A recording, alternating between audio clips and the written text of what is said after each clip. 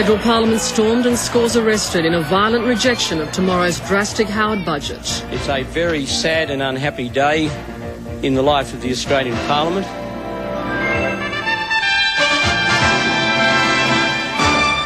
Good evening, Angela Pearman with ABC News.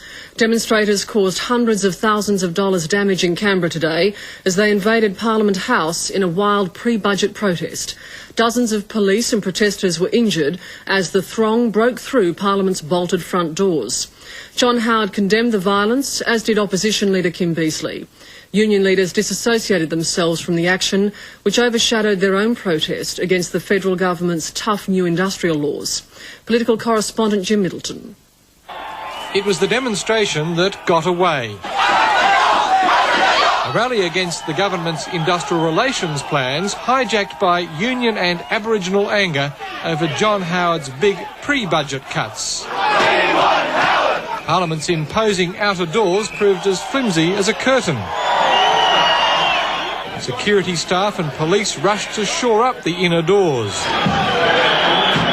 The mosh pit protest became an organised assault.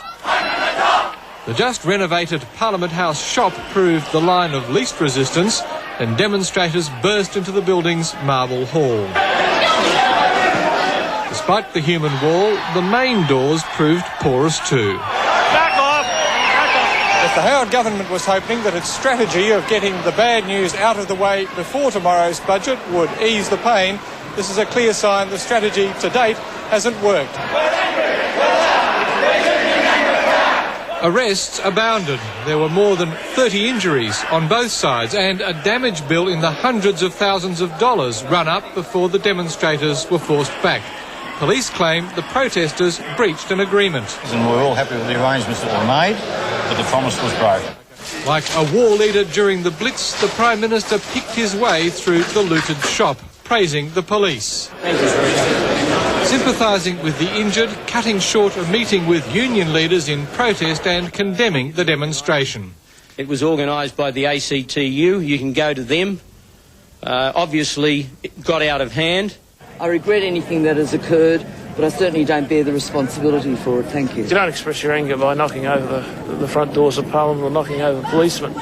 The opposition fear is that today's wild scenes have played into the government's hands, diminishing broader public concern about tomorrow's axe-wielding budget.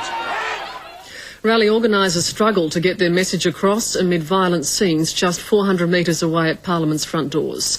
ACTU President Jenny George delivered a massive petition calling on the Senate to block the workplace reforms. The opposition and minor parties sympathise with the outrage over the budget cuts. The majority arrived with peaceful intentions. Unionists, Aborigines, welfare groups and students from across the country joining in one anti-government voice. The catalyst, workplace reforms and budget cuts. Speakers lined up outside Parliament House to condemn the government, echoing the sentiments of an angry crowd. It said it would govern for all of us, but it hates workers. It hates students. It hates Aboriginal people. It hates women who want to be in the workforce. Green senators promised to vote down the new industrial relations laws. To bury that bill.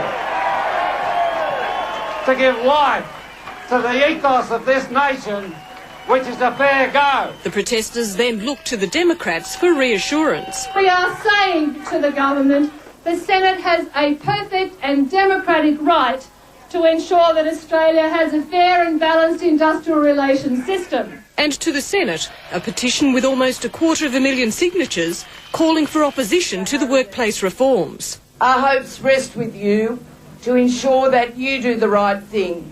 That you do the right thing by people that don't have a voice in there. Kim Beazley's signature was the most popular, but for the opposition leader, that was the best part of a dramatic day.